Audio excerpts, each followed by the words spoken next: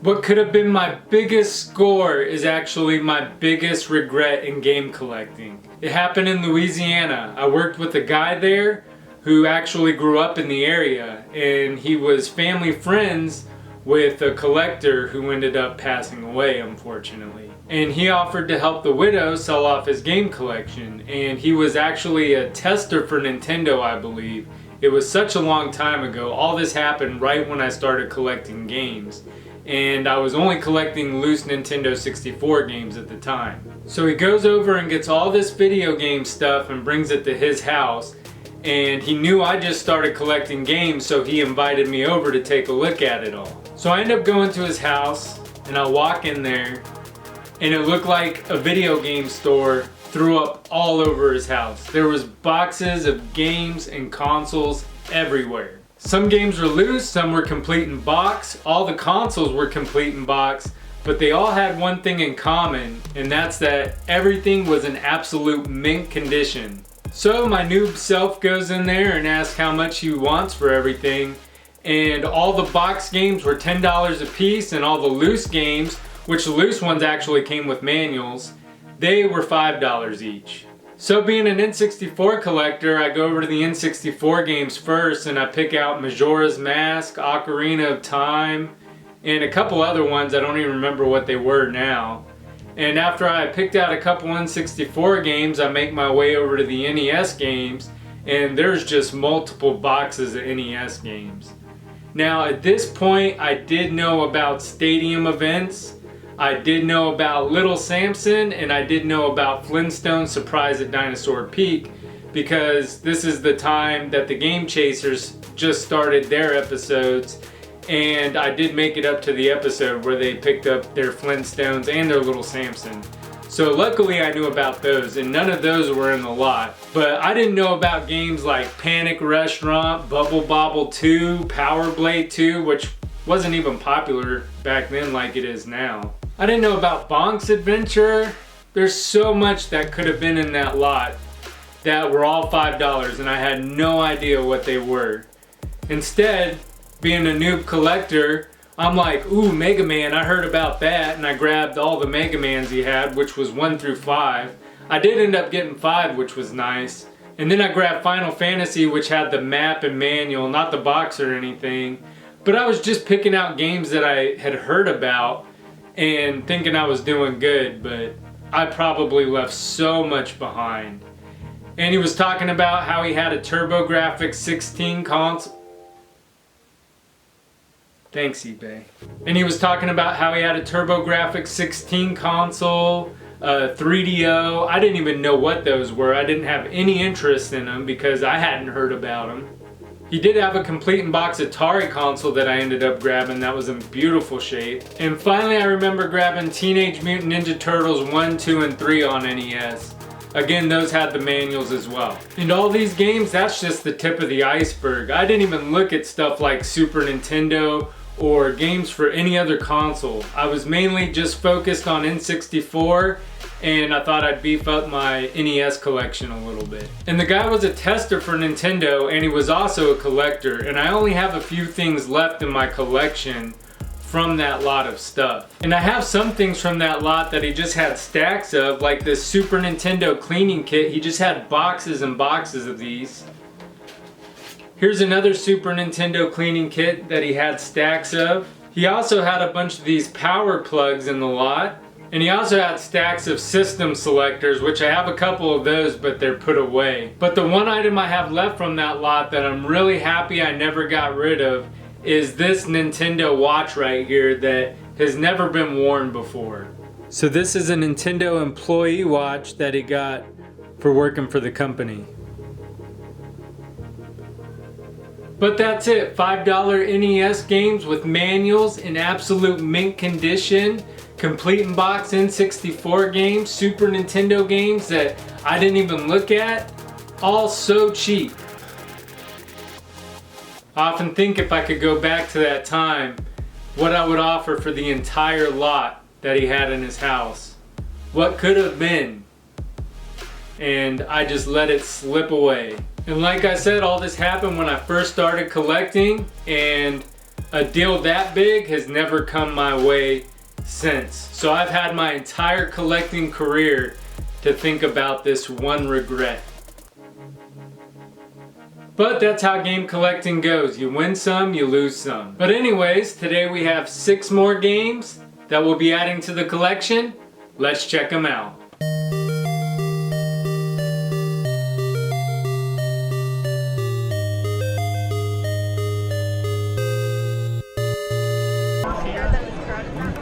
Excuse me. I got that stack right there. I had to go get cash, yeah. $465. Yeah, if you want. These 6 games I ended up getting from Mo GameCon in one lot, and the reason it took so long to make this episode with this lot is because one of the games was just the box and inserts. The cart wasn't included, which I knew at the time of purchase, but now that I got the cart, we're covering the lot. And the first game we have up is Arcana. Arcana was developed and published by HAL Laboratory and released for the Super Nintendo in 1992. The story here is there is an island with 6 kingdoms that was once ruled by an evil empress named Rimsala. Rimsala is taken out by the combined magic of card masters and peace is restored to the kingdom. But then the 6 kingdoms go to war with each other and an evil ruler Galneon kills the king and takes over. So you must restore peace to the kingdom. You and the enemies are displayed as cards. Rooks is the main character and he is the last remaining card master. You start off in the town of Gaelea.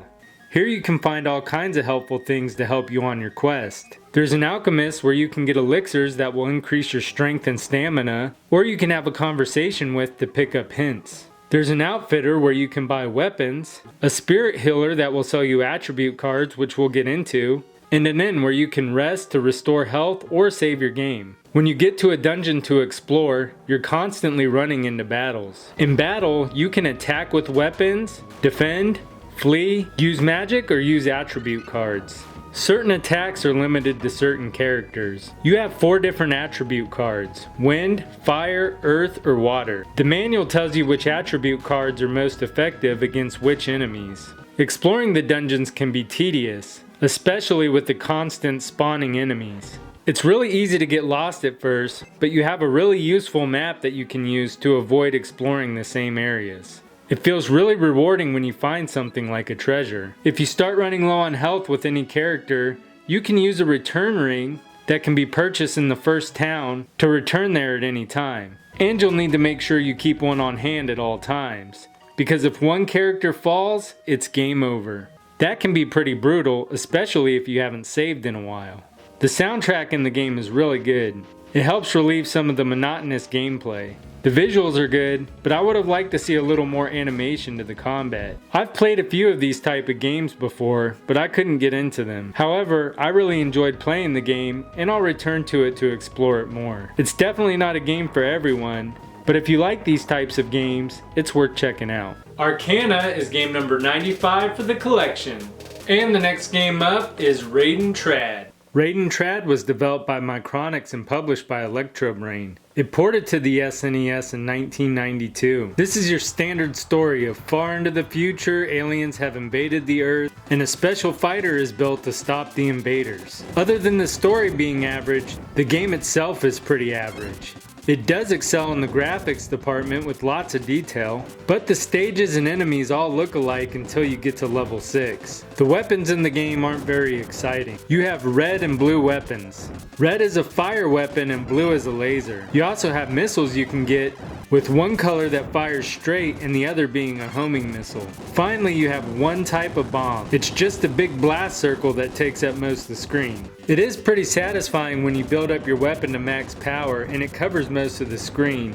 However, taking a single hit will bring your weapon back to level 1, which feels so devastating. Another thing that I'm not a big fan of in Raiden games is not being able to see everything on the screen. You have to fly back and forth to see all the enemies on the screen. Doing that can make you run into enemy fire sometimes as you explore an area that's not visible. It might not be so bad, but the slow ship speed doesn't cover the distance very quickly. And there's no option to change the ship's speed. The music in the game is decent, but the sound effects are less than stellar. Defeating enemies and explosions in the game just don't sound that satisfying. I don't mind short games, but some might be upset when they beat the game in under a half hour. Overall, Raiden Trad is a playable shmup, but it's not gonna knock your socks off. And Raiden Trad is game number 96 for the collection. And the next game up is Wizardry 5. It actually looks like Wizardry 6 because of the sword. There's a closer view of it. But yeah, it's Wizardry 5. Wizardry 5 Heart of Maelstrom was developed by ASC2 Entertainment and published by Capcom. It ported to the SNES in 1993. Long story short, there is a magic orb that protects the land from earthquakes, plagues, and chaos. But evil lurks below the orb in a vortex form that can take over the world. So you have to go down and prevent the vortex from destroying everything by rescuing the protectors of the orb. The game is heavily text-based and there are a million different things you can do, so I'll do my best to give you a general description of the game. You create characters starting off by selecting a race, which are humans, elves, dwarfs, gnomes, and hobbits. Each have their own strengths and weaknesses. Then you choose the character's alignment, which is good, neutral, or evil. This can affect your class later on. For example, a thief can't be good and samurais can't be evil. After you choose your alignment, you choose from statistics which also affect class. Giving your character 11 strength points will allow him to become a fighter, and if you give him 11 IQ, you can make them a mage. After you create your character, you can go to the castle where you'll find a tavern that will allow you to add or remove characters from your party, an inn where you can recover HP, and a trading post where you can buy, sell, and uncurse items. Outside the castle is the edge of town where there are training grounds where you can assemble a party, and there's a maze which is the main content in the game. You move around the maze running into enemies to defeat in search of the orb. When you fight enemies, you can earn experience points and gold. If one of your characters die, it's not game over like in Arcana. You can continue the game and go back and revive the fallen character later on. The combat in the game is also heavily text-based with no action. The enemy's graphics do improve as you get to know the enemy.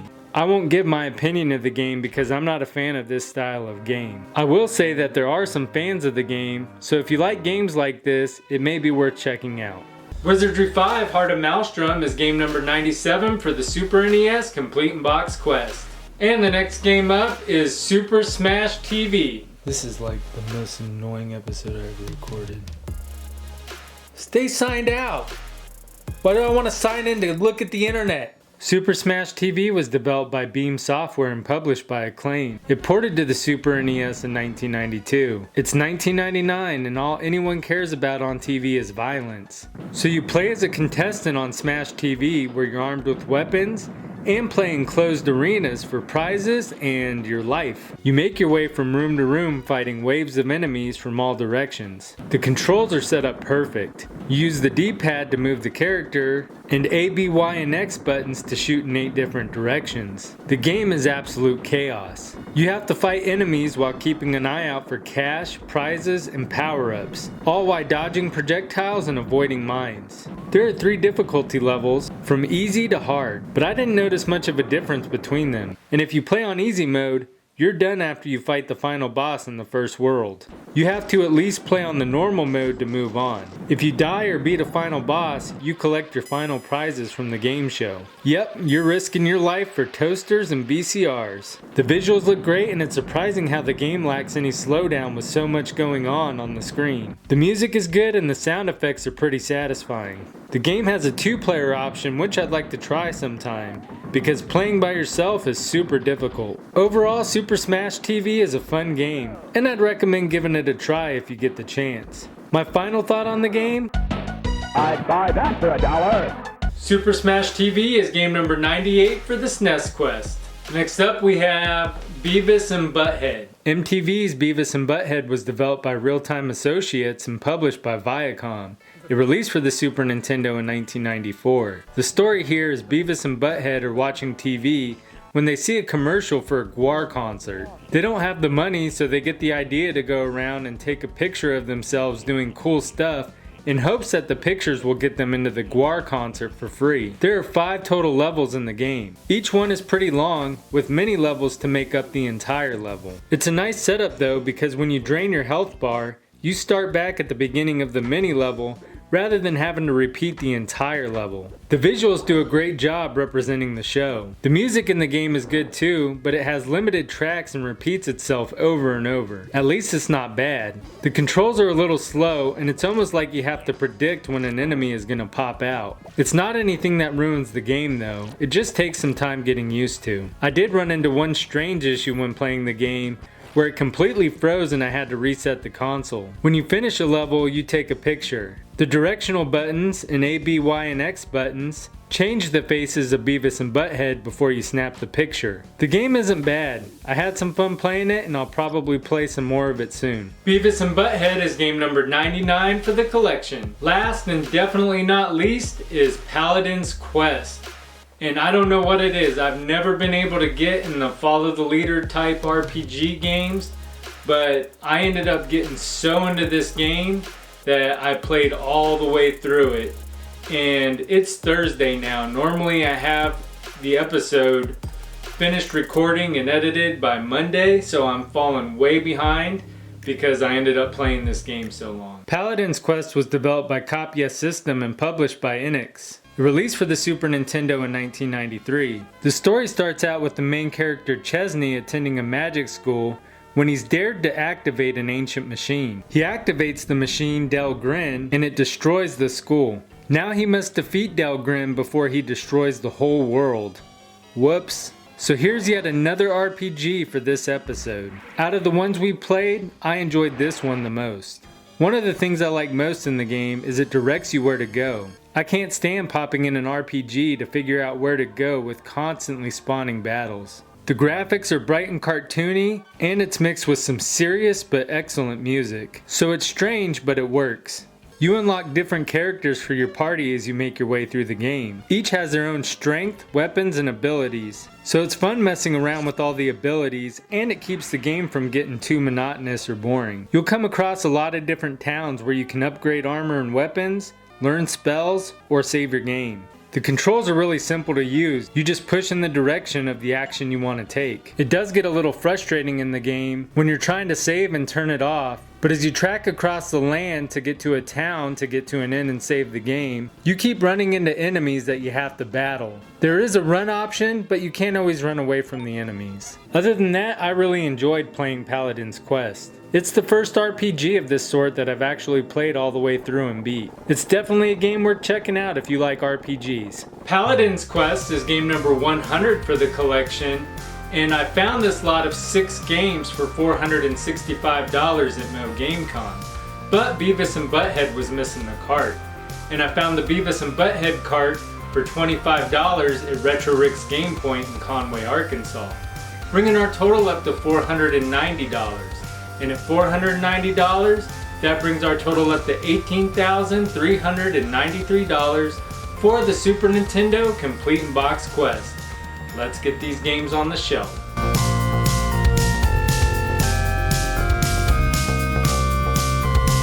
If you enjoyed the video, please make sure to subscribe. I'm completing the entire Super Nintendo library, complete in box, right here on this show. Also make sure to leave a thumbs up for Paladins Quest. Until next time, I'm Gamer Wayne, and thanks for watching.